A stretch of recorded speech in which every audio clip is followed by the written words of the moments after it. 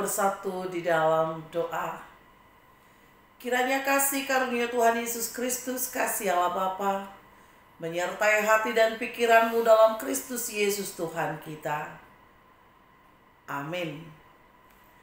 Apa kabar Bapak Ibu dan saudari yang terkasih dalam Kristus Yesus Tuhan kita? Kiranya kebahagiaan sukacita menghampiri kehidupan kita sampai saat ini di hari Sabtu tanggal 4 November 2023. Seperti firman Tuhan yang tertulis dalam Almanak HKBP, mari kita renungkan bersama seperti yang tertulis dalam Markus pasalnya yang ke-10 ayatnya yang ke-45. Demikian firman Tuhan.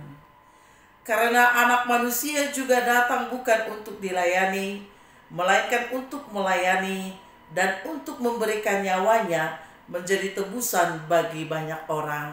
Demikian firman Tuhan. Bapak, Ibu, dan saudara-saudari yang terkasih dalam Kristus Yesus Tuhan kita, kalau kita singgah ke sebuah restoran, alangkah senangnya bila kita setelah memasuki pintu masuk dengan sangat ramah, para pekerja atau pelayan di tempat itu menyapa kita, bahkan juga menawarkan makanan-makanan yang enak yang akan kita santap. Dengan wajah yang penuh senyum dan penuh kebahagiaan, mereka datang menghampiri kita sebagai tamu yang harus dilayani di tempat mereka bekerja dan di tempat makan itu. Bahkan ketika kita mengunjungi keluarga pun, ketika keluarga kita menyambut kita dengan sangat baik, penuh dengan senyuman, disediakan makanan-makanan enak, bahkan juga dengan percakapan-percakapan yang sangat baik. Ini juga akan menambah imun kita ketika kita bertemu dengan keluarga yang sangat kita kasihi. Sehingga menurut pengalaman kita, bahwa ketika kita dilayani oleh orang lain, itu sangat membahagiakan. Karena pelayanan yang mereka lakukan dapat menjadi sumber kesembuhan bagi kita yang merasakannya, bahkan bagi mereka yang menerima kedatangan kita. Pelayanan yang mereka berikan dimulai dengan senyuman. Pelayanan yang mereka berikan dimulai dengan berbagai macam percakapan yang kadang-kadang membuat kita tertawa sangat lepas. Bahkan di akhirnya kita boleh menyantap makanan yang telah disediakan, bahkan juga ikut turut mendoakan keluarga yang telah menyambut kita.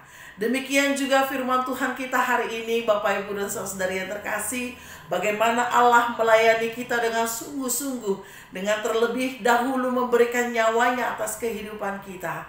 Dia menjadi pelayan atas diri kita. Dia menjadi orang yang bertanggung jawab atas diri kita. Bahkan dengan senyuman, dengan air mata, dengan sukacita, bahkan dengan kematian, Dia telah memberikannya kepada kita. Nats hari ini adalah bagaimana terlebih dahulu Tuhan sudah menunjukkan pelayanannya kepada kita. Melalui kehidupan pengajarannya, melalui mukjizat-mukjizat yang Dia lakukan, bahkan mendoakan, menyembuhkan, dan juga menebus kita.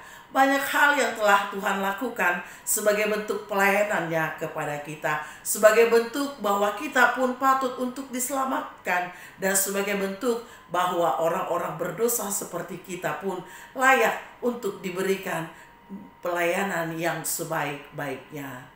Demikian juga di dalam kehidupan kita, Bapak, Ibu, dan saudari yang terkasih, mari melayani Tuhan dengan pelayanan kita. Mari melayani Tuhan dengan kehidupan kita. Mari melayani Tuhan dengan sukacita, dengan senyuman, dengan berbagai hal yang mampu kita lakukan di dalam kehidupan kita, sehingga menjadi kesembuhan yang baik untuk orang-orang di sekitar kita, menjadi kemuliaan bagi nama Tuhan.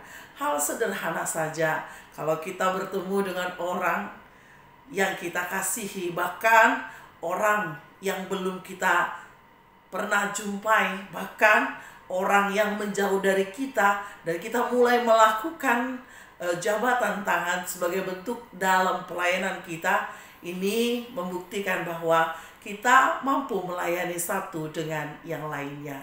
Banyak hal pelayanan yang boleh kita berikan sebagai ibu rumah tangga, sebagai kepala keluarga, guru sekolah minggu, punguan ina, bahkan apapun itu boleh kita lakukan sebagai pelayanan kepada Tuhan. Lakukanlah semuanya itu demi Tuhan.